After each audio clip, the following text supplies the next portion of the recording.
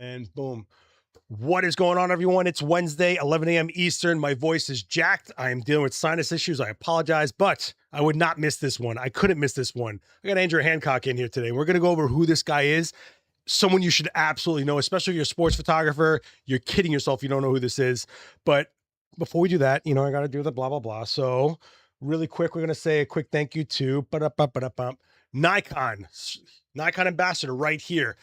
Nikon also got us all these cameras we stream on since the beginning of this new evolution of the event space. So you've been watching us on a Z6 II, now a Z6 III, 6-camera multicam. Thank you, Nikon, for that. But this is over a century-old brand for a reason. And if you haven't noticed, the OGs tend to lean on Nikon a lot for reasons, especially the Z series. You've seen Z9s in the hands of Joe McNally here. You see me use my Z9, Dana Norton using the Z6 II still for demos. There's a reason for it. I strongly recommend you check out the ZR if you're into video. And don't forget, all the glass is, we were just talking about this, like the 1.2 glass bananas, the no breathing on those lenses. Forget about it, go on forever. Thank you, Nikon. I also want to give a quick thank you to Tenba. Tenba was like, hey, you're doing cool stuff with photographers. We were started by a photographer in 1977. So a custom coffee creators bag shall be made and it will be given to our guests. Sweet. Sick, right? Love it. Thank you. No, thank you. Tenba. This is great because all my big rolling cases for all my lights are all Tenba, and this will be right at home. Yeah, and they always have like a good aesthetic and a style to them. And I like how it's all blacked out too. Right. It's thick, dude. This is very slick. Nice. Dude, much appreciated. No, thank you. And thank you, Temba, for supporting this. Thank you. Like he said, check out the full line, carry on, full roller cases, whatever you're trying to carry, wherever you're trying to carry it, they got something for you. Check out the tech cases. I always say this every time because I want more of them. They're like this big and they got clear on both sides. They save me so much time. They're in every case I got. And last but not least, I want to say a thank you to Gotham Roasters, who's over on 19th Street. They are owned by a photographer and a filmmaker. So you're supporting the cause. Oh, I was going to do a cheers, man. Look at this. Yeah, I'm ready to go. Now we got bad luck. What'd you get? I got a skinny latte extra shot. I need a little protein. I need a lot of coffee or caffeine. Oh, man. If you were coming here on 18th Street, 42 West 18th Street, head up to 19th Street, go to Gotham, tell them Adorama sent you, hang out for a class sometime. You're always welcome here. But owned by a photographer and a filmmaker is the big thing. So we're very psyched that they are always down to support. And now, who is, oh my gosh, sorry, I'm a little rusty.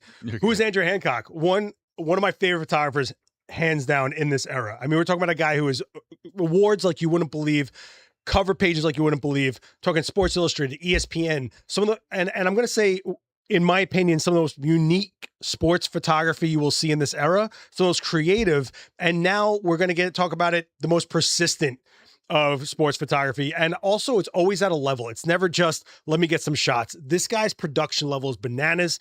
I'll show you some of the shots if you're not aware of them, because I feel like you guys probably have seen so many shots and don't know who shot them. And I feel like he's one of those guys, especially your shutter drag stuff. You make me like, I'm like, oh, I got to go practice some shutter drag because this guy's so good. Andrew Hancock, everybody. So you are also a Nikon ambassador, which is why you're here. No, I was kidding. You are relying on the gear, but you're also relying on these weird little niche techniques, but you don't overuse them. You bring them out once in a while. I want to start off with this because you just shot the World Cup. Yes, sir. And I want to talk about, oh, guys, I'm sorry. I totally forgot I got to do this. Here's some real quick. It's World Photography Day today, and only today, just for today. Boom. If you are looking to pick up anything and you're spending over $1,000, they're going to give you $100 in points if you're a VIP member, just as a thank you for World Photography Day that's ending at the end of today. So make sure if you're looking to pick something up, today might be the day to do it. I don't usually do these kind of announcements on here, but it's for one day, for World Photography Day. This is how they're going to celebrate it. So make sure you're checking that out. Okay, let me go back to this. Sorry, guys. You have no idea. My skull is enclosing on itself. Oh, man. Where are we here?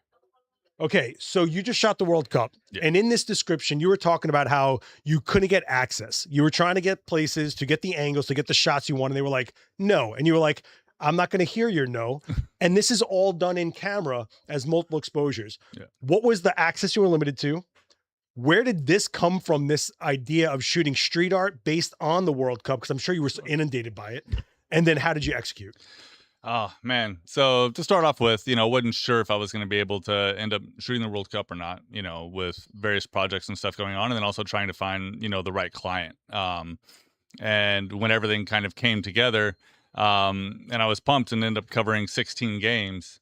But as soon as I get there, and for people that know me, know my work, like I'm a big remote guy and have been for a really long time. But aren't all you sports guys remote camera guys? No. A lot of people are not. Oh, okay. Like a lot of people like the idea of remotes. A lot of people don't like the work that comes with remotes, with being the first one there, the last one to leave, hauling all the gear. Like it's work. Like, but for me, like I love it. It's cathartic. Like it's just the act of going through and solving problems and doing that stuff. Like that's what I love about it. But so for World Cup, because there's so many photographers and it's the biggest sporting event in the world, like FIFA significantly restricts like what can be done as far as remotes and different things like that. And they have everybody into different categories and classifications for who's going to have access to here, who's in what groups to be able to sign up for your seat that you can get based on what. Were you in the dog pile? I was in B. I was right in the middle, but so everybody's allowed. Like you can apply, like especially like later on in the knockout rounds, you can apply. Like you have to submit a thing to get approved for having a remote, but it's just like they want one behind a goal.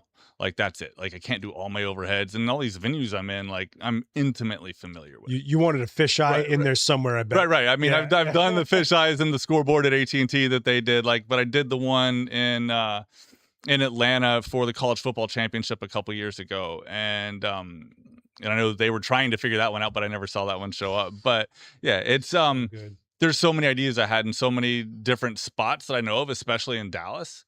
Like where it's going to make a really great image that nobody found. And so it's like really frustrating to me that I know an image is there and like it's not being taken advantage of. And so that's just driving me crazy. And so, yeah, I'm kind of, I've got my hands, at least one hand tied behind my back, but like still have to produce. And for me, it's not just covering the action. Like I still want to do something creative because that's how I'm wired. I want to do something different. And so I knew that in Dallas, outside of downtown in Deep Ellum, they started painting street art for every team that was going to be playing in the group stage.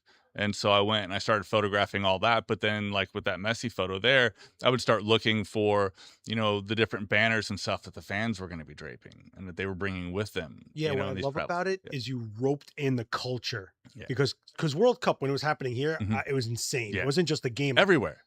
Yeah. So what did you shoot the street art and then held it on a memory card and we're like, I'm going to put this back in my camera and do multiple, like, how did that even happen? So that's with Nikon's, through the retouch menu, you do the in-camera overlay. But like the Messi one, that was bang, bang there in Kansas City. Like I looked over and it's like you seeing all the different Argentine flags. And I see that one. I was like, oh, that one's really cool. And that time, here comes Argentina coming out and their warm-ups and those stripes and stuff that they had on the jersey. And then I was able to frame Messi right there in the middle of the sun on the flag and everything hits. But with the overlays, though, the fun thing is, there's still this organic like element that you can't control because you can't like slide a layer left or right. Like it's going to fall as it falls and it's going to work or it's not. And so like you've got to be thinking of multiple images at the same time, thinking how they're going to work together, how they're not going to work together. And fortunately, my kind of creative and very ADD brain works really, really well like that. That eye right in the white stripe. Yeah, and the boat right in the middle of his throat.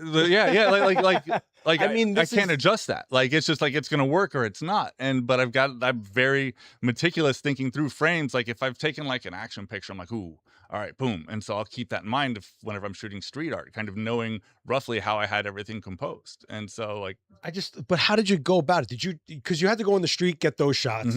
So you didn't just stop when you were done with the game. You went out in the street and you're like taking more of it in. So then you had those images on the card. So then you went out and you shot the game as you would, or you were already loaded up and doing the framing with the ghosty image that, with that you can't. So you have no point of reference. You just have to have it up here and doing that on what's going to work. And so, oftentimes I'd have those on the card and then I'd be at the game and then ting, ting, ting, something would happen. And then like say we have one of these ridiculous hydration breaks.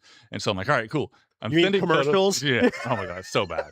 So bad. The forced hydration breaks so they can get more commercials in. Ridiculous. No, they care about the well-being of the athletes. You're a horrible person. Right. No, but just to give you guys an idea, like I just thought that was so crazy because the story of you is just saying like, I'm restricted. You didn't let it defeat you. You found a way to elevate, not just get the job done, but build higher. I was like, oh, that's why I'm such a fan of this guy. And when I talk about Andrew being creative and unique and stuff like that, when you look at his shots, right? Like you see stuff like this, the production that goes into some of the stuff that he puts together, because a lot of sports portraiture is, hey, we're already at this event, put him against the wall really quick and try to get some decent light. But then you're doing stuff where it's just like, Yeah, that one editorial. was fun. Yeah, that one we did for the ACC, and that was one of my more fun portrait shoots, and that's a media day, so it's like a car wash. We've got guys that are coming through. We only have a set number of minutes Yeah, for so teams, there's and no then premeditated. yeah, we're doing like 36 teams-ish, like over 3 days. So it's a lot in a really short amount of time. And so the fun thing is like we actually tricked Instagram on that. Like stuff got flagged as AI when they posted it, and there's no Wow. AI. And so, and this is the thing, and this is like what you see a lot of, coming out of young photographers and people are just starting off is they're like, hey, tell me exactly how you did this. And that's a tough thing. And I'm like, I'm all for like sharing information and tips and techniques and stuff like that. But at the same time, like I want people to not take the elevator. You got to take the stairs. Like you're learning every step of the way. You're learning through trial and through failure and through successes. And so to do this, like we had Spalding send me one of the balls. And so I tried different methods of securing line to the ball and then hung it from the banister of the stairs and left it up for 2 weeks testing things out. And I'd walk by and slap it, have my daughters walk by and punch it to make sure that it was going to stay up long enough, because I knew all those were going to have to stay up for the duration of the shoot, with players messing with them, with people walking in and out. And then the client's like, well, what are we gonna do about, the line and stuff like that? I tested like 5-6 different types of line to determine what was going to work. But I also knew through lighting it and then using 1.2 glass, Yeah. that I was going to make stuff just be able to disappear. That's what I wanted to say. There's 2 things in this that are very impressive to me, aside from just, it's not the most revolutionary thing, a ton of whatever, but Right. if you look at the balance of the frame, it's not overwhelming. It matches. But 2, white balls that are spherical with skin tone and getting that exposure where you're not bleeding the sphere into your background and losing the definition, plus trying to get an exposure that destroys the fishing line. Mm-hmm. Like the balancing act you did there is such a technical level, like on a nerd game, like nerd vein of it. I'm sorry. I'm like, so like, my Yeah, brain. you're good, really. I was like, oh, I hate this guy, because I also knew you did it in camera. Yeah, I also know you didn't just put this together. And when look, I'm a shutter drag guy, Yeah. bro. Your shutter drag is so tight, it makes me hate my life. I mean, it is so good. Yeah. And I know for a fact that you didn't just walk in there with that. You really probably dialed this in for a while with a test after test after test. Am I wrong? Am I wrong? Yeah. Tell me. Tell me. That whole campaign, that was for Kyrie's first shoe with Anta after leaving Nike. That campaign came together in like 4 days. Bro, but look how dense that drag is. Like, I don't think people understand when I'm talking about dense, like how this purple is a color block. Yeah, you don't get that I easy. bought a set of RGB lights to be able to dial into the colors that we needed and to play off purples, to play off magentas and things like that. And then it was just making sure that we were going to have the space dark enough.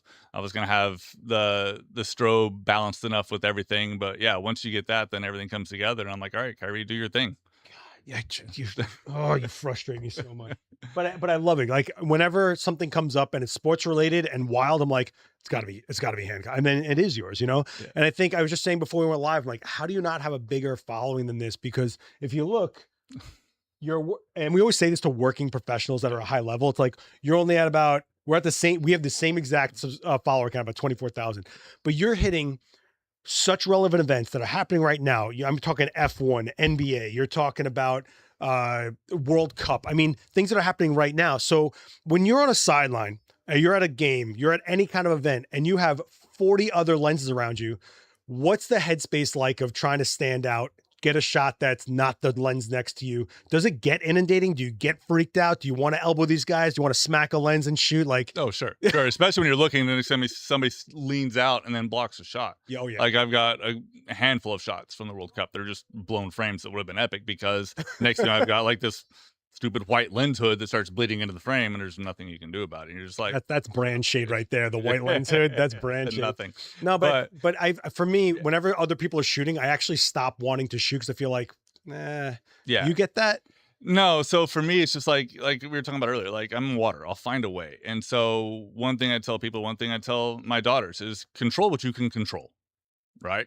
And so for me, I'm just like, I'm going to rely on my instinct, my reaction, what I'm thinking of, where I'm looking, but also having the courage to look away from where everyone else is looking for something, and see what's going on away from the play, because sometimes the best picture could actually be behind you.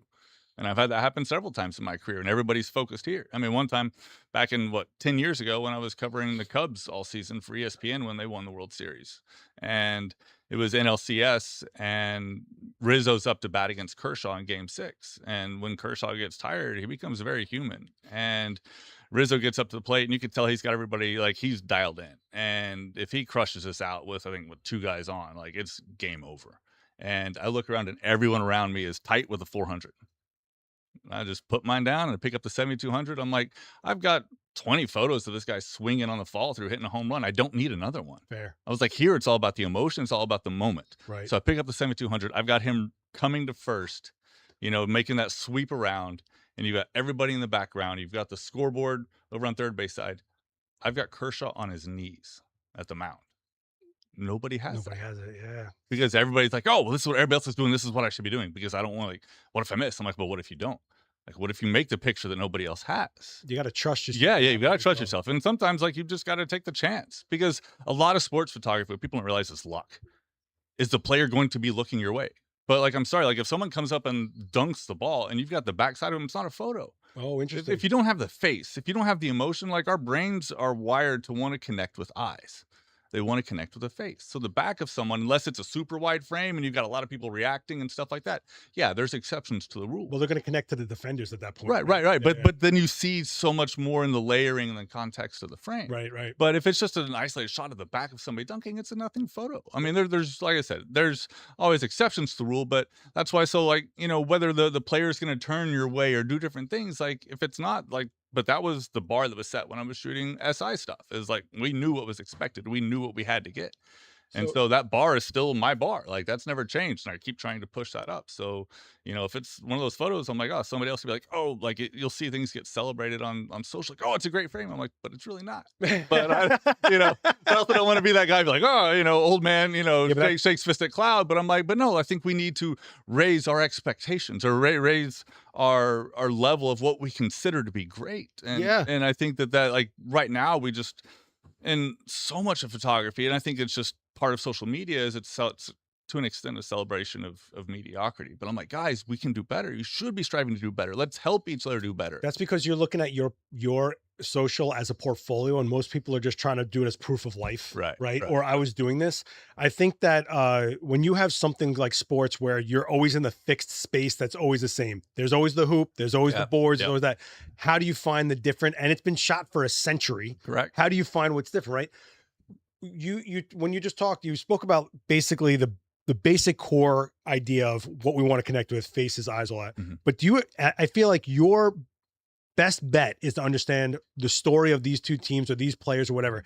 Do you ever go into a space where you don't have that narrative and you're like trying to figure it out while you're doing it? Sure. Or you just lean on, let me get eyes, let me get expressions, and hopefully something of this makes a story? Yeah. I mean, it's a little bit of everything. Like, there's really not a lot that I'm unfamiliar with. Last year I shot my first NHL game ever. And so I was already going to be in Charlotte for some work, and the Hurricanes saw that I was going to be in town. Like, hey, you want to come work, season opener with us? And I'm like, okay, cool. And I just kind of roamed around and made some stuff. But, I've watched some hockey on TV.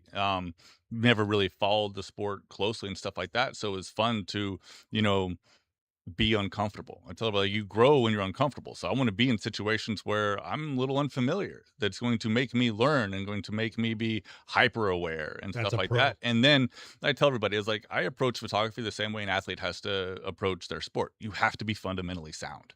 Like, you have to be able to bounce pass before you can no-look pass. Like, you've got to be able to do a layup before you can dunk. Like, you have to build on all these things. That's why I tell everybody, take the stairs, like, learn every step of the way. And so you build a foundation. When you have a proper foundation, you find yourself in a situation you haven't been in before. You know how to react. You're familiar with the tool that's in your hand. You know what you're going to want. And you're going to find a way to make a picture. And great photographers will find a way to make a picture.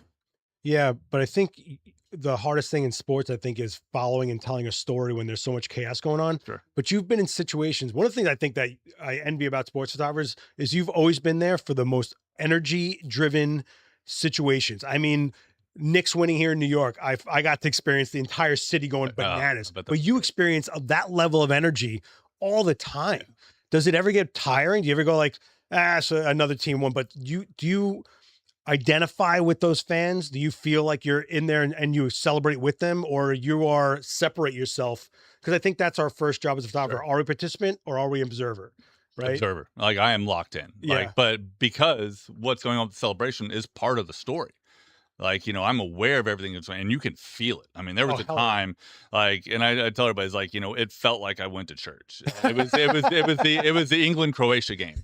Like, you just walk in and you can tell something special just happened. But at the end of the game, when you've got the entire wall of all the English fans, and you still got 50,000 English fans in general, they're still in the stadium, and the team walks over to applaud the fans and stuff like that, and I'm in between the team and the fans, and they're singing Wonderwall and Hey Jude stuff at the top of their lungs. I must have been. You're just like, like all your hair stands up, and you're like, wow, this is special. Is And that the so, addiction? Is that yeah. I mean, there's a handful of times in my career where you're just like, I mean, yeah, you're gonna get emotionally involved at times, but you've got to be able to keep your wits about you and focus on what you've got. Oh, yeah, doing. totally. And so for me, like going back to the Cubs, like Game 7 of the World Series. And like one of the guys that I photographed a lot through the year and did some behind the scenes stuff with was Aroldis Chapman. And then whenever he comes in and he's pitching on short rest, and his first fastball throws it in, and I look over and I'm immediately look over through the lens at David Ross, and I see him kind of look over at Madden, and you can tell him kind of signal that he doesn't have it. And so Raji Davis is batting, and then he, throws another fastball, and he puts it up 3 decks foul, and I'm like, oh no. And then he's just throwing slider and slider and slider, and he's just fouling everything off. He's like, you're gonna throw me another fastball. Throws another fastball and puts it off the TV camera in left field. And at that point, I was nauseous. I was like, oh my God, I'm gonna throw up. I see all this body of work that I created for the whole season, and they're going to fall short at the end of Game 7 of the World Series, which would have been historically a very Cubs thing to do. But then they put it, we have the rain delay, and then everything changes, and Jason Hayward makes his speech to the team in the locker room, and they come out loose, and then they put it away. I mean, and then to be in the clubhouse for that and for that celebration, and having grown up a Cubs fan myself, even though I'm from West Texas, because of WGN, because I'd get home off the bus and the Cubs were on every single day, so that was that team I grew up watching. And you always love when those who don't win finally get to win. Yeah. But do you hear how like he remembers every detail in a timeline without thinking about it and just knows it? Like that is 100% a pro that's been observing and knows when to look for and what to look for. But I mean, I don't think you realize that you didn't say once. You didn't try to remember what happened. I didn't even realize that. I mean, the details you just went through is what you need to spot, because you have to be premeditative to get what you get. You guys are shooting such long glass sometimes that your field of view is it's like a microscope to what we're all watching. I mean, it must be at some point you have to go like, where am I going to point this thing? Yeah. And then, I mean, you've been through so much of it that I'm sure you'll find a safe shot when you can't find the extraordinary shot. Absolutely. There is a bunch of stuff in the chat. Ask me. So one person's asking, how powerful is that constant light? I'm guessing they're talking about,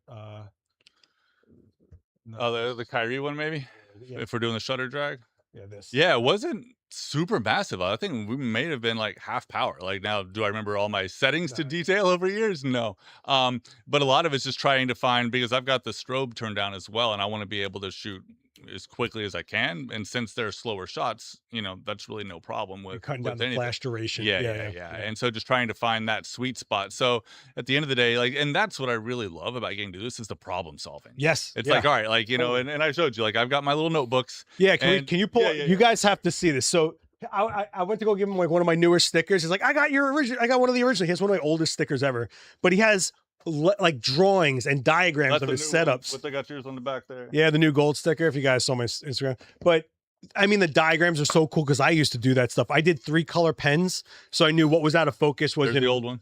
This is sick, dude. But like the diagrams, I mean, look at this. Like, they're so detailed. This is such a pro, man. You make me feel so lazy and sloppy. Well, I had to force myself to start doing it. Like, I got a little bit into a lull at one point. I was like, all right, what am I going to do to change some things up? And I was like, I need to start writing things down. You're going to put a book out one day and just scan one of these. Yeah. Like, it's going to be so ill. But I just think having that much, I guess the moral here is there's so much prep before the shot, and then after the shot as well. Like, the shot is only a percentage of it. There's so much leading up to it. See, I did this, but I would do red for out of focus, black for the actual shot, and blue would be like stuff that isn't in the shot that I need to like tell myself. Yeah. And then I'll transfer that to another book, and they'll actually write down what worked and what didn't work. Look at you and your Broncolor parabolics. Look at them. this. Oh my God. This is such an old school setup. What is going on here? Okay. But here's the thing is like, everybody, old school, but like everybody talks about like where they look for inspiration and stuff. Like I don't look at sports photography for inspiration. No. Like for me, Right. I'm looking at Avedon, I'm looking at Newton, like I'm looking at how they used the tools that they had back in that day. I mean, same thing with the old SI sports photographers, and how they use them. Like, all right, how can we use the tools and technology we have now to continue to evolve a look? Yeah, And absolutely. do things like that. You ever want to like really pull something out? Go look at Renaissance paintings and look at what they chose to put. How they saw light, dude, and texture. How they pulled texture. I mean, and how they built a scene and start looking for those things, because a lot of, especially team sports, there's always a reference to like Roman times, and and it gets a little cliche, but it really does line up a lot. It does. I mean, the parallels are incredible. So Tony's asking, what is actually inside of your bag? I think that depends heavily. Yeah. I mean, for what I've carried with me here right now, I've just got a Z8, a 35-1.2, a 50-1.2, an 85-1.2, a 14-30, and a 7200. The 1430 f4, really? Yeah, just with something small, compact, like for right now, but just it's like that. It doesn't weigh anything. Yeah. All right. But I mean, I've got 2 of the 1424s at the house. So, are you running any of the big f4 glass, like the 600 and the 400 2.8? I got the 400 2.8, got the 600 f4, with a built-in teleconverter. That's a commitment, man. Oh, I love them. But that teleconverter is a game changer. It's ridiculous. Like, all right, so I've always been a 400 2.8 guy, and like that's always been. Who says that? Like it's like that's I mean, the things I can do with that lens, and then we put in the built-in teleconverter. Like I'm just like I'm dangerous with that. What people don't get about the built-in teleconverter is it's not a teleconverter you add after the fact that degrades the image. It acts as if it's native elements. Just flip the switch and boom, it's engaged. And then you can set up your camera to where when you flip the switch, it'll automatically change your ISO, the required amount of light, and so you don't have to fiddle with making any changes. You just flip the switch, boom. So let me ask you this: in this era, I know we have all the toys and the modes. It's made your job easier. It doesn't make you a better photographer. It's easier and more efficient. Has there been an aspect to this new era as opposed to, because we keep saying old school, but that's just legacy. There's reasons they're old schools that worked, Right. You were telling me you switched over to the D3 years ago because you wanted to do multiple exposures or something. Right. Is there something that's now that you found yourself using that you wouldn't have had until now? Is there something in the technology? Yeah, so like we've been kind of talking about, like I'm old school. Like for me, the magic is creating the picture in the camera. It's not in Photoshop. You're going to wire, right? Yeah. I mean, wire stuff, magazine stuff, but everything. But still, at the end of the day, like, like with the basketballs, like I want to create everything in camera. I want to solve that problem. Like that's what's fun. That's what's challenging. And so, but I came up shooting film. So like I've still got a fridge. I've got a little beer fridge that's nothing but film in my office. I've got 100 exposures of Polaroid Type 55 still sitting in there. Yo, Type 55 is amazing. Yeah. And then you get the negative at it. Right. About it. I have a memorial to 669 tattooed on my thigh. So I hear you, bro. So I've still got all that. But and what people don't realize is like Nikon made large format glass. So I've got Nikkor like large format glass. I can put on my 4x5s. I can throw it on my 8x10. Even got an 8x10. People don't remember that Nikon was famously an optics company before anything else. Right. But like one thing that, people talk about, like when people ask me, well, why Nikon? Well, for me, it all comes down to the glass. Like cameras are like, everybody's going to come out with great cameras and the technology is going to change and stuff like that. But the glass, like that's different. And Nikon's been making glass going back to the 60s. And I have lenses going back to the 60s. And so for me, selecting one of those lenses is just like an artist selecting a certain brush, or as we would choose a certain film stock on how it was going to reproduce certain colors. And so for me, like I can pick up the 500 f5 mirror. I've got a 300 f2. I mean, the thing weighs 16 pounds. They only made like 300 of those things back in the 82, 83. And they all went to like the Secret Service and stuff like that. Well, no, most of them were out in Hollywood. They all got converted to PL mounts. Yeah, but originally they went to government use. Right. Like, so they weren't existing for us. Yeah. Yeah, they did get switched to PL mounts. And same thing with the Nock. Did you know the Nock gets rehoused? No. It's a real, very cool. If you think about it, an 095 lens at that price sounds expensive to us. Right. But to cinema, it's like, oh, this is free. Right. That's something I need to put on the Komodo. Like, I'd love to play around with that. That would be dude. fun. Oh yeah, you're shooting red now. How weird was that when you got to start playing with red? It was fun. Yeah. It's like people don't realize, like, I've done video stuff going back to my newspaper days. And so it's just not something I do a lot of or often. But then, yeah, for me, like, I'm a storyteller like that. Like, my degree's in written journalism. Like, I've had bylines in the New York Times and ESPN, so I can write too. But for me, it's just like I'm most capable in telling stories, and I enjoy the creativity that doing it visually gives me. So it's fun to be able to make the pivots and do things in video as well. You know, the tough thing is really carving out the time to dedicate what's appropriate to doing that right. Yeah, That's yeah. the trickiest thing. With video, do you like go work more with a team as opposed to solo? No, so far everything's been solo. Oh, really? Yeah, Okay, yeah, all right. yeah. That's Done not what I some stuff, expected. but no, like, I certainly know for certain things, like right now they've just been little projects and little visual kind of side quests that I've given myself, you know, but at some point I want to put some stuff together where we can really do something right and sink my teeth into it. Yeah, I feel like that's your theme is you're working so fast, but at such a level that you don't even seem like you need to slow down. But in your head, you're like, it could have been this. I could Right. be Oh, doing yeah, that. for sure. We're looking at like, what is going? This Yeah. dude's killing. Like, I see all the flaws and everything. Like, same thing. Like, I still hate 98% of everything I shoot. yes, And I yes. dissect everything. And but the thing is, I see the flaws in everything. But the good thing is, just like an athlete, when they review their game You're film, such a pro, dude. but when they review their game film, they see all the things that they did wrong. And then again, I'll pick up a notebook and I will write some stuff down. And I'm not real likely to keep repeating the same mistake. Yeah, You know, yeah, but yeah, yeah. the thing is like, failure is a phenomenal teacher if you're paying attention. Well, I always tell people like you're building a Rolodex of skills and techniques. Right. Your Rolodex must be sick, man. Like I'm just like, you have no idea. I'm such. Oh, sorry guys. I'm way off my game today. I apologize. I've been up since 3 a.m. Someone's asking, what are you using to send your images when on location? Ethernet. So just Right straight to camera? plugging straight into the Z9, or with the dongle on the Z8. Also, same thing on a Z6 III. You know, and so everything is just uploading straight to either you know, the servers for, you know, whatever client I'm working for, to my servers that I have, and then giving people access to the galleries from there. Well, since you're doing such stuff in camera and going right to line, how do you deal with a lot of mixed lighting situations? Because older stadiums, older arenas are, I remember them being a nightmare. Yeah. But now I'm sure it's gotten better. But now you have LED flicker rates and stuff like that. Well, and depending on the venues you're in, if the LEDs are bright enough, they're over repowering and they're giving color hues over what the arena or stadium lights are doing.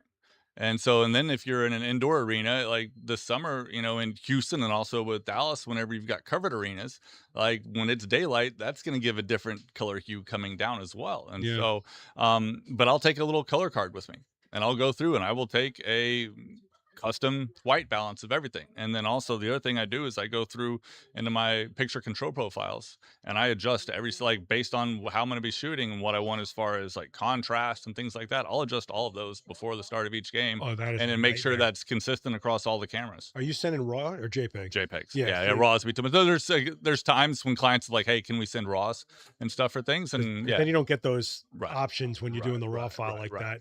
Yeah. So when you're doing a custom white balance like that, are you doing that constantly throughout the event, or you do it right at the start in an area that you're like, can you get on the field, throw a card down and shoot most it? of the time, yes. Okay. All right. Okay. Someone's asking, do you ever use a trigger on your handheld camera to trigger preset remotes to capture multiple views of the same moment? We just talked about the remote camera thing. Yeah. And so like I'll have a button that I'll typically put on my lens. You know, sometimes I might put another button by the shutter button, and then I can trigger different clusters that I have all linked up. Oh, you're doing the Nikon. You're doing it in the camera body. Yeah, no. Just like those will all go through like a pocket wizard. Okay, that's what I was gonna say, a pocket wizard. You do have the option within Xfield to, if you have everything set up and all the cameras are networked together, that you could program a button on the lens to then be able to, like, you hit your button and it can trigger everything if you set up your handheld camera as the master, or you could set up a button on the lens to then be able to trigger the remotes like down court or something like that. Yeah, I do my preset on the lens for one of two things, either DX crop, Yep, but more likely than not, I do it for high frequency shutter. Yeah. Because for me, it's not, I always have to go into it, but at least I know it's always there when I need it. Correct. Because the LEDs in this era have exponentially gotten better as the years go on, but like quickly too. Yeah, right? yeah. You can't judge flicker rate at like every time. You go to the same place a year later, it's like a whole nother aspect. I'm of the belief that flicker rate of LED lights will actually outrun our issues with shutter. Yeah. I think it'll actually get so good. Oh, but man, when you find yourself in a situation with old LEDs and you're just like, okay. whoa, and you've got like sometimes, especially if they've there's been any sort of like smoke or pyrotechnics from like a run out or something. And then you get it and you've got these lines. And you're like, oh my God. Or like the background, the graphics on the background, like half or whatever, or they're completely shut off or something. So Matthews is asking, do you have a go-to grip lighting control for photo shoots, or is it case-by-case basis?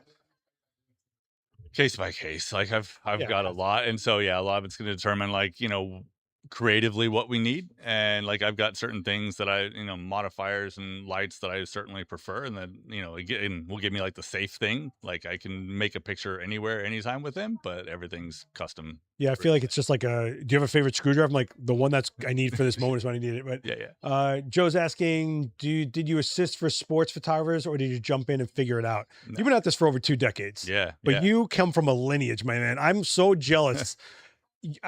You were right at the tail end of these. I mean, I hate to say this word all the way, but legends. Like, so tell them your family tree in this industry. Man, so the thing is, like, you find this on the sidelines and in the arenas and stuff like that. There's a lot of the old photographers that don't like to give the younger photographers the time of day. No, but and I was one of those guys when I was starting off, and I was working for a small newspaper up in Indiana at my first job, and I'd be around these guys, and it'd be like a Colts game, and I'm just like kind of wide-eyed trying to figure everything out and drinking water through a fire hose.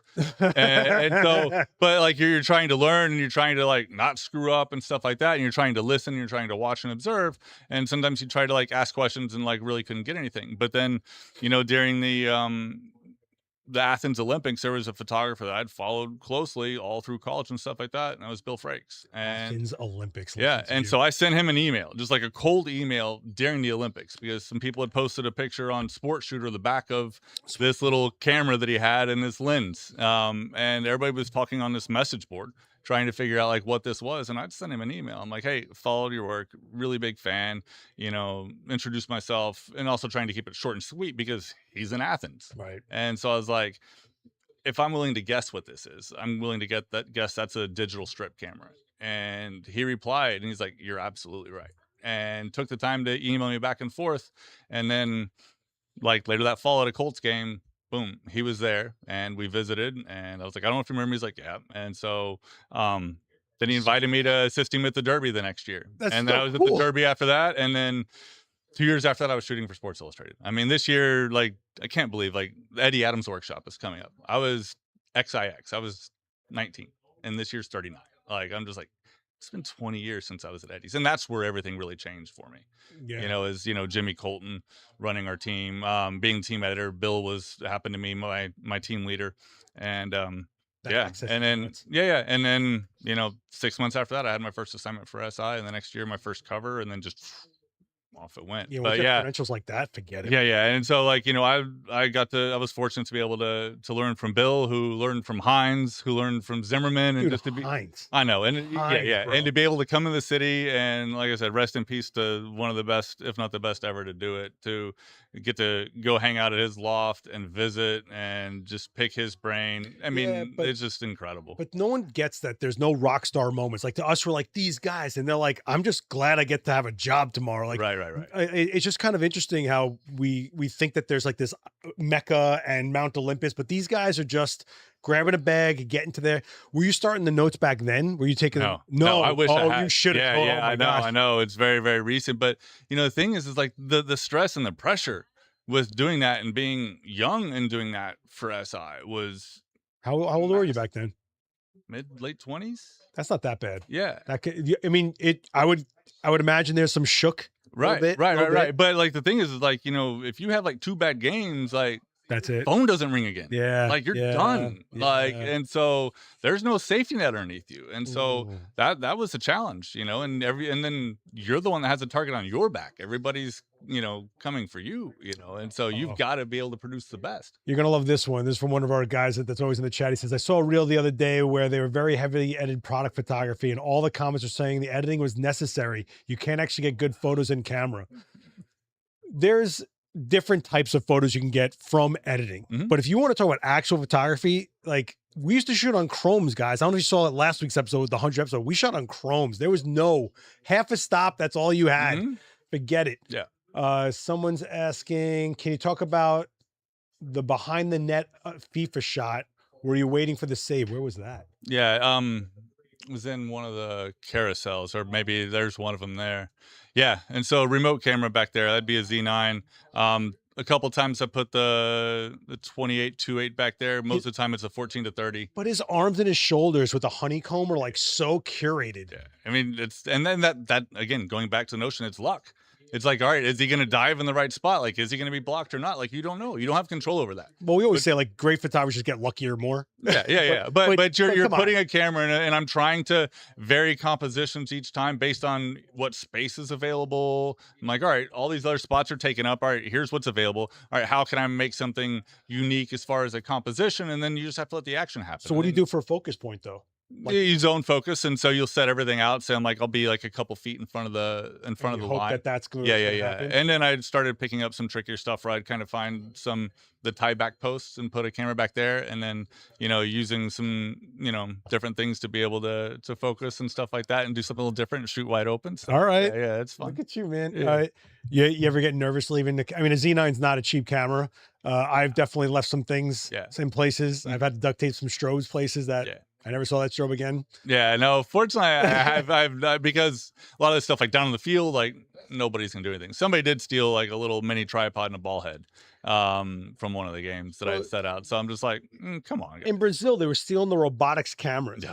Like the Olympics cameras were getting stolen. Like I would don't you get a little like uneasy about? Fortunately, I haven't been in that situation. All right. And with, doing most of the stuff here, like, yeah, that certainly will make you nervous. But, at the end of the day, that's also what insurance is for too. Yeah, So, well, but you're at a level where you would do that. Most people that are just kind of shooting. But to do remotes and stuff, you have to. Like, you've got to have that liability insurance. Even to be on that sideline, don't you have to have a level of insurance? Sidelines, I've never been asked for it. But like for doing remotes, because like, you have to think of the most ultimate worst case scenario. And so, a lot of these venues, like you're going to be required to have a minimum $1 or $2 million insurance policy. So I haven't had $1 or $2 million, but I've been asked for insurance just being in the venue. Yeah. Like having a set, like I'm not shooting the sports, but like for portrait or something like that. They need to know that because if they trip and they break, it's like a whole thing. In fact, I had a makeup artist once show up with open-toed shoes, and I sent her home because I was like, you could break a toe, and then that's it for me. Like, what am I going to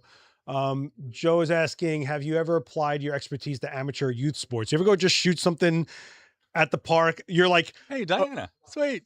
Oh, that's a comment over there. I was like, I thought she was on it. I was like, hey. No, but do you ever apply it to like amateur sports? Like I think it's cool. Like when you have like a world-renowned violinist at Grand Central pretend to be a homeless guy playing or whatever. Like you ever go to like a sports game? I'll do my daughter's game. Yeah. Okay. Yeah. For soccer, and my other daughter that does some equestrian stuff. Like I'll bring it out for that, and of course everybody kind of starts looking. And then you bought a 400-2.8 and make these little dads I brought a 600 out. Oh, yeah. Do they love it or they go like, Dad? Yeah. Well, on that I'm so far back. They don't care. So, but yeah, I mean, I had a buddy of mine one time, and he was like, "Hey, would you come get some shots of the boys playing Little League and stuff like that?" And then, of course, I do that, and yeah, it's fun. How could you not? Like that's the fun part. But it's making pictures. Like I love making pictures, and sometimes it's fun just to be able to see people's reaction and make a photo that are going to bring somebody a lot of joy and stuff like that. And just, it's one thing if I like a picture, but for me, I'm like, I care if the client likes the picture, if the subject likes the picture, like that's. If I was at your level, I would shoot some weird sport I never thought of, like or like something like you probably. Do you ever shoot billiards? Like just go into a that would be bar? Fun. I haven't. I would. Like imagine that. They'd be like, oh, this is pretty dope. Yeah. This is actually an interesting question. Rock fans asking, what is your opinion on the current crop of young photographers that will only shoot in vertical or have super processed action images? Also 100% agree. Quick photograph in the back of the Appreciate athlete. that. No, I mean, I think that with the young photographers, like we grew up on magazines. And so like, for me, it's like you open up an SI and the first thing everybody would always go to would be the leading fold spreads. So you're looking at that and everything was horizontal. And so now they're consuming everything here. So that's really the only format that's really resonating with them. But the tricky thing is you can crop a horizontal to a vertical. I've had several covers come from horizontal images, but you're not going to make a horizontal really out of a vertical. But that's up to a photo editor to make that call, right? Like, but if you're shooting it vertical already, like it's made your life exponentially more difficult in case it's ever going to be used in any other format. And so that's tricky. But, the thing that really probably will drive me nuts is people with the camera constantly out in front of them and not looking through the viewfinder. Like, because when you're doing that, you're not connected. You're not in it. You're not immersed in it. You're not. You are a separation. You have a layer in front of you. And so now you're not seeing everything else that's going around. You're seeing that, even though that's away from you, that's kind of blocking off everything else like that. If you have it up to your eye, you are connected, you are aware, and you are involved. So I shoot 2-eyed, and I see what's going on in the viewfinder, but I'm always wondering, you remember the older cameras, you'd have like that and then the real viewfinder, right. and you could kind of, I feel like with what you're doing is so fast paced that you probably have a quick swing somewhere else because you don't realize something else is happening. Sure. But I think when you're doing this, you have like I don't want to say like a corrupted image, but you're not looking at the exposure right. You're not looking at the frame like really pure. Right. Does that make sense? Your composition is not going to be as good because whenever you have it connected and your eye is there, you're fully involved in the frame in all aspects of making that picture. And so that's where it comes down to, and it's not trying to be critical. It's trying to educate. Like, yo, you can be so much better. Your stuff is going to improve. Right. Try it. Be uncomfortable. Learn. Yeah. And that's what it comes down to, is trying to put people in a position to succeed and to win. Because we talked about this earlier. Like, I'm 23 years on this. Like, I can look back on, and a lot of failures, some successes I'm proud of, but I'm also looking forward 20 something years. Like, and I want to leave the industry better than I found it. Yeah. Like my daughter, who's 13 now, she's started going with me on some work shoots when she was 11. She's been published a few times. Like, I have no idea. Your lens is big as your daughter. The very first shoot, she wanted to shoot with the 600. Of course. Like, how could you not? Yeah, but now her favorite's the 7200. But like, she's made some frames. Like, and I just put it on full auto, let the camera do its thing. But I just want to see where she's pointing the camera. And I'm like, and it's funny, especially like one time we were doing some stuff at like this open mic night, and she shot top down, and next thing she's eye to the viewfinder, which I'm like, super proud. So then I look, and she's like left eye dominant, and she's holding it. I'm like, all right. As a dad, like, that's really cool. I'll say this: the articulating screen stuff have made it exponentially better to get lower, or like to put the camera in an awkward angle so you can't physically get your head behind there. Right, and that's huge for sports. And so I'll do that. Like, I'm looking through the LCD through the screen, like when I'm putting the camera on the ground and doing all that stuff. But aside from that, it's got to be to the eye. So. Man, you guys are lighting up in the shot. Someone's saying just shoot everything 1-to-1. So you do squares every now and then, I'm sure. But hey, find a way. Like, there was one time I was going up to the catwalk for a shoot, and I've got a 4 and a 6 and a 7200 on me, and I'm hiking up there, and this woman, like thermoses. Right. Well, talk about another. Like, I've got an 800-6.3, and the thing weighs absolutely nothing. So the PF. Yeah, I did that lens video. Oh man, they had me shoot birds in the winter with that. I was freezing my brain. Yeah. But the thing is, like, I'm walking up there, and this woman has her phone. She's like, "I trade you." I'm like, be surprised what I could do just with that. Because for anyone that's intent on making a photo, it doesn't matter what you put in their hands. The lens and things like that, they'll find a way to make it create. No, you understand the properties of the tool, and then I think the thing that people relax themselves on because of the tools is training the eye. They don't ever get to, like, when I was growing up, all the guys I worked for kept telling me, watch your corners, work your corners. I haven't heard that term in so long. Or I like your light.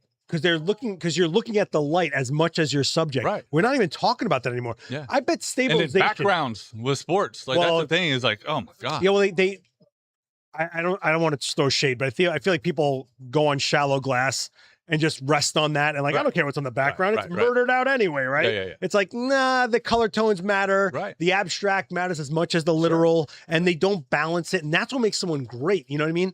I just think that there's so many things that probably, if you went back in your career, before we had stabilization, I bet you could have been like, if I had stabilization, I could have done this, because the longer the lens, the more shake you're going to have, all that kind of stuff. So there is stuff that you lean on, but you have to learn the new modes and learn the new technology and where you can apply, not lean on it. Does that make sense? Yeah, sure. I think there's so many people that lean on it. Well, I mean, going back to my first newspaper, like, the first digital camera I used was a D1H.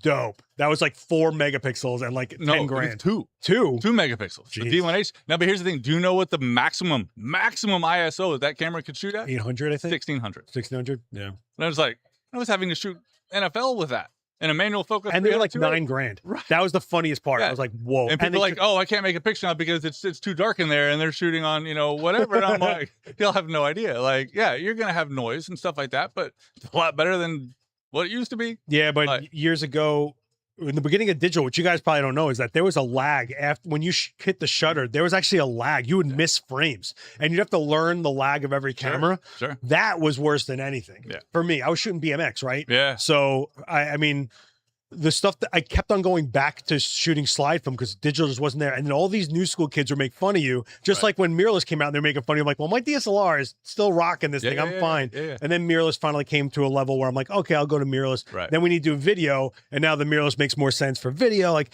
it all comes with time, but to jump on the newest thing and think that that's the end all, you're putting trust into something that's, you didn't, Gen 1 is not for me. I'll just say that. Yeah. I am never a Gen 1 guy. I will play with the toys, but I do not rest my livelihood and my rent on Gen 1, okay? There's so much stuff going on in this chat. Kevin's asking, do you have a favorite sports photo that you took that stands out?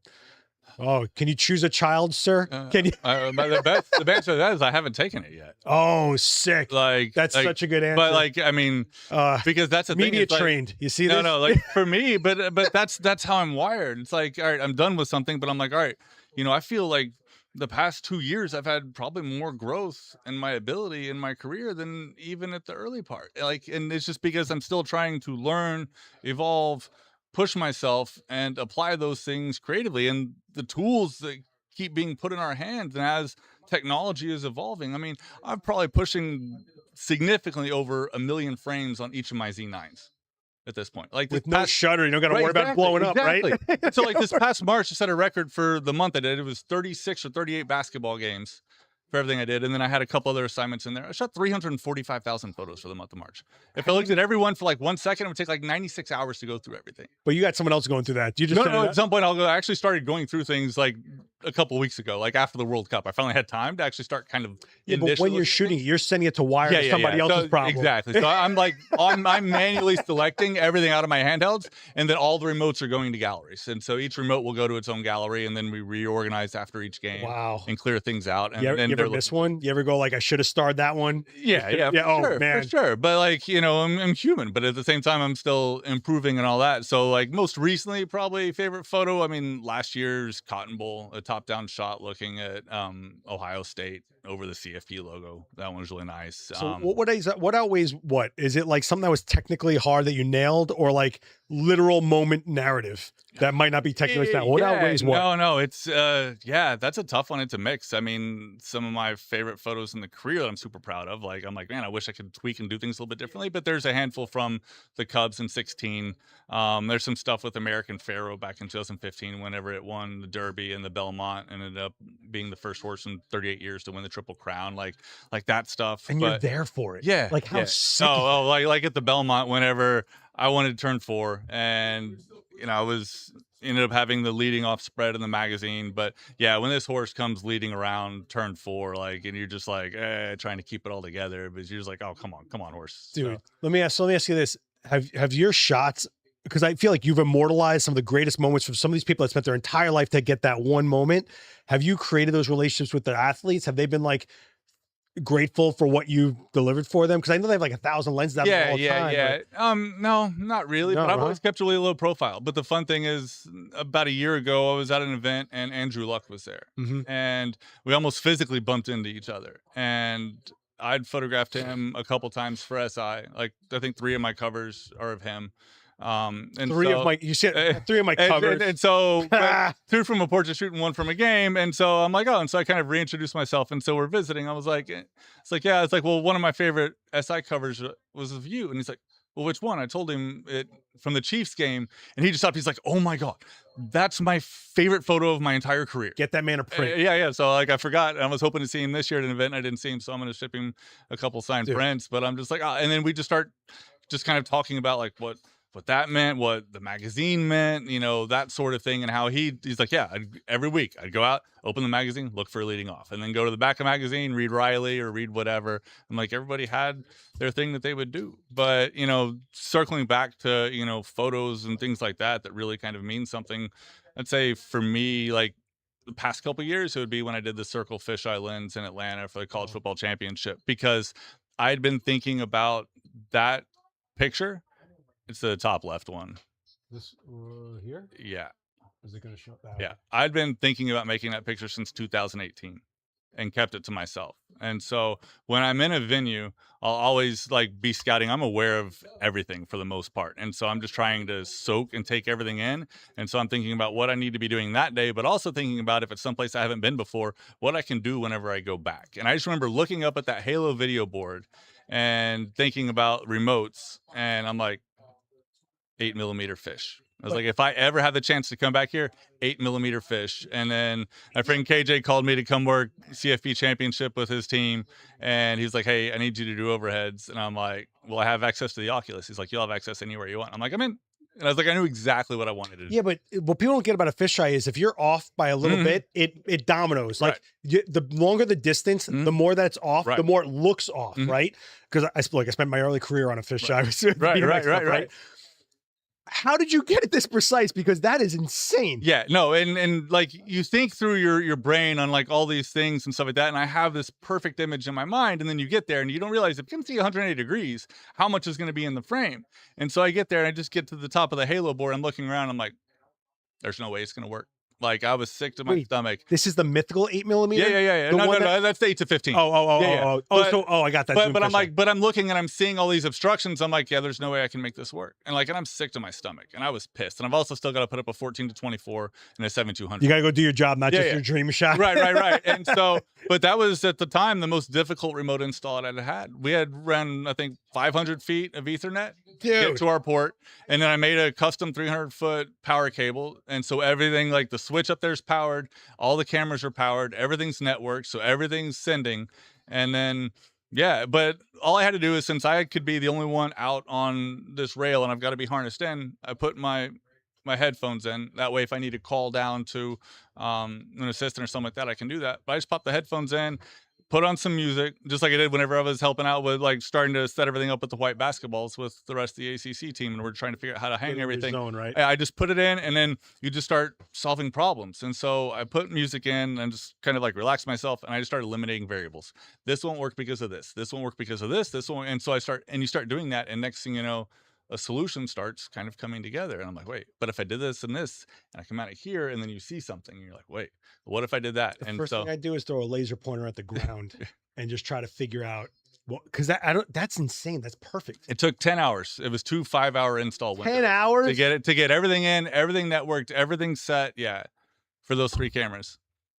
And where did this end up? This shot for the CFP for college football playoffs. So where all it's been used now, I have no idea. But yeah, so that's that one just from having the idea, keeping it to myself. Since 2018 to see if anybody else would come up with that idea, and then being able to execute. That was a fun one. Actually, Matthews is asking, what gear do you use to safely rig your cameras in arenas like that? So I'll use some of the little different straps and anchors on the camera body, or even just key rings, and then steel safety cables, taking them around things and stuff like that, and then magic arms with super clamps and different things, both on lens, on the body. What we do here. Yeah. But then even like hose clamps. So for like the lens looking down for like the 8 to 15, there's nothing to mount into. So I'll get like a hose clamp you'd use for like a radiator, right? And then run that through the eyelet of a safety cable, and then attach that to the lens, and then circle that back to the camera body. Again, it's just multiple steps of redundancy.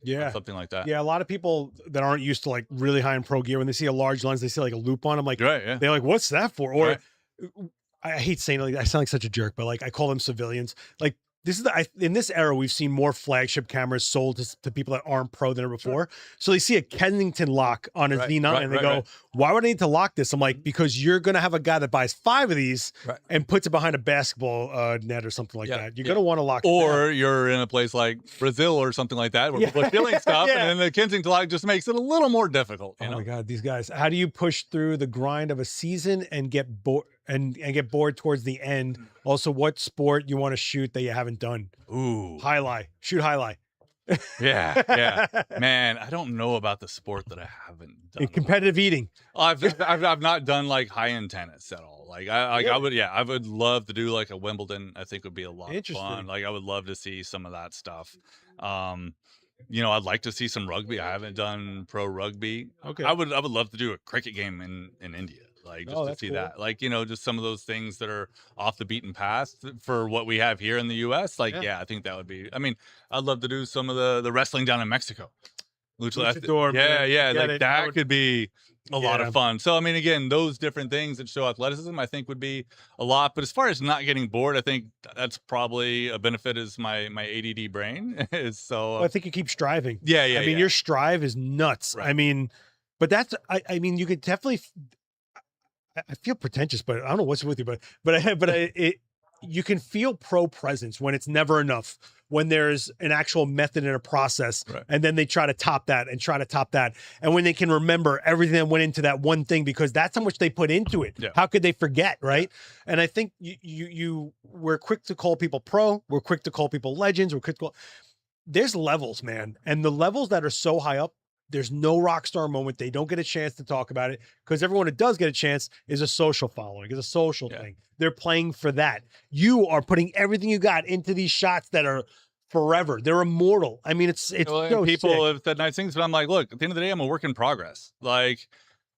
constantly, I'm constantly learning. Like, I'm nowhere near where I think I should be or I'm capable of being yet. Yeah, And so I'm still trying to learn and push myself every single day and evolving off of everything. So someone's asking, this is actually a good question. Like, what is your palate cleanser? Oh, wait, we just lost.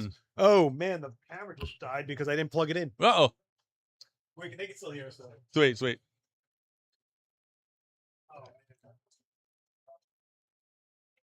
keep talking. No, it gave me a chance to grab a sip of coffee. Palate cleanser. Yeah. So for me, I came up as a photojournalist, right? So you have to be able to shoot any kind of situation.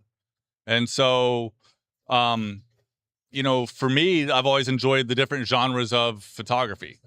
So whether it's landscapes, which is something I really started off shooting, or concerts, or these different things, for me, that's what I'm like, all right, well, I want to be the best at everything, but there's things that I can learn from all these different genres that I can then take and apply to sports that can give me a different look and give me a different idea. So I met a pro climber one time, Ben Ruick, and at a workshop, and I was like, and he was like, hey, we need to get you climbing sometime. And then pandemic hit and we're in touch, and he's like, dude, you need to come up and come visit. And so I went climbing, but I brought I knew that they were going to be in shade, and I knew in the background would be, in sunlight. Hey, it happens.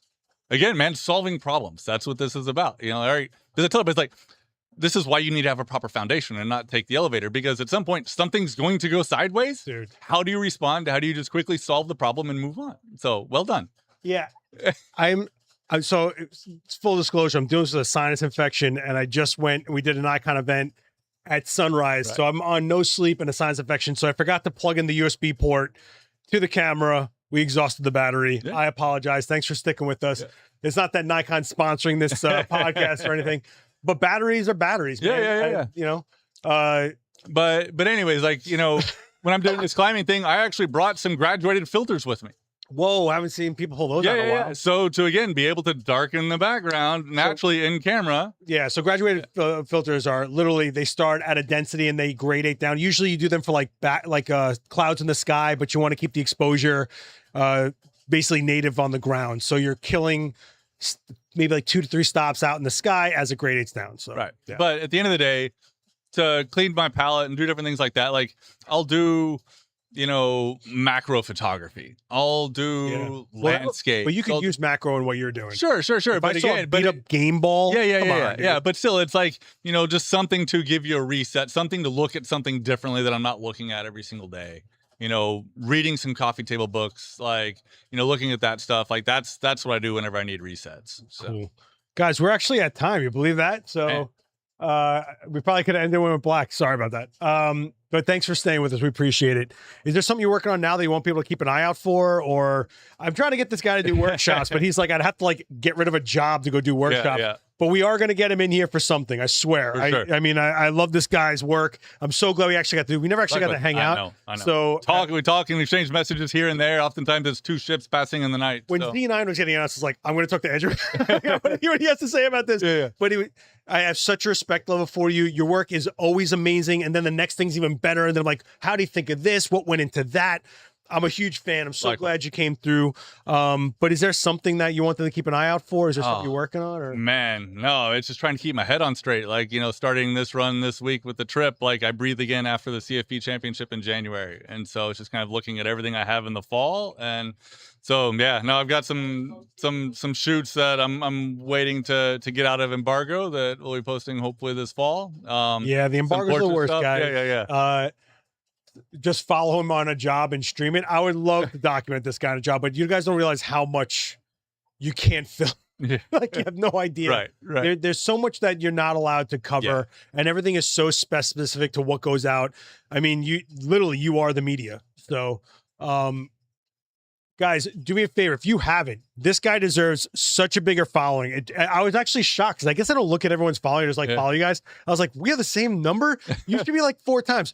Follow this guy. And anytime there's a sport event going on, just like when lightning hits, you count to 10 to hear the thunder. Just like go like this, and it'll end up on your feed from this guy. I'm so psyched. I'm so glad we got to do this. I don't know, man. You wanna leave it there? Is there something that we didn't hit that you gotta? Man, no, I think we're good, right? Yeah, I think we got to do this again. Yeah, everyone's like that went quick. I'm like, yeah, it did go quick. Tell the battery of that camera. I mean, you got ideas. They have ideas on stuff that we should talk about, man. I'm like, let's do it. I'm happy to make it a regular thing. I tell you what, guys, this is the QR code for the events channel. If I get him back in here, I mean, I will get him back in here. We'll do it on the events channel, some kind of talk, or maybe even a demo if we're lucky, but definitely something. So hit subscribe on that channel, but make sure you are checking out his work. Hit like on the stuff so it comes up on your feed, not just, cats and people's lunches and hot girls. Okay. Change that algorithm, man. Change that algorithm a little bit. I want to thank Nikon for sponsoring this. I don't know, man. I think you've had such a hectic year for all the sports that have been going on. I think the world, listen, I don't care about basketball. I was even enthralled in this. So cool. Your career's at a level at the right time. I'm so psyched for this. Andrew, I can't thank Thanks, brother. Man. I appreciate you, man. Pleasure to be here. Guys, we will see you on the next one. If you're into this, there is 100 other episodes of this. If you missed the 100th episode where me and Daniel Norton strangle each other for an hour, go check that out on the channel. I will see you over on the events channel. But tomorrow, if you're watching this, Daniel Norton's live, and he's going to be doing Shutter Drag as a demo. Nice. So you can go learn. Right. So that purple shot we just showed you, Dan's going to do a version of that, sort of, but without an athlete. Also, don't forget, guys, it's World Photography Day, and I lost the special offer thing. No, there it is. Okay, man, I am not on my game today. I'm not on the game today. If you're a VIP member and you're doing over $1,000 today, VIP, you will earn over $100 in points. That's only for today. At the end of today, it's done. They're doing this to celebrate World Photography Day. I hope you guys are all celebrating. Go shoot something, guys. Get out there, go shoot. And I will see you on the. I gotta go get an Advil or something. Later, guys. Peace.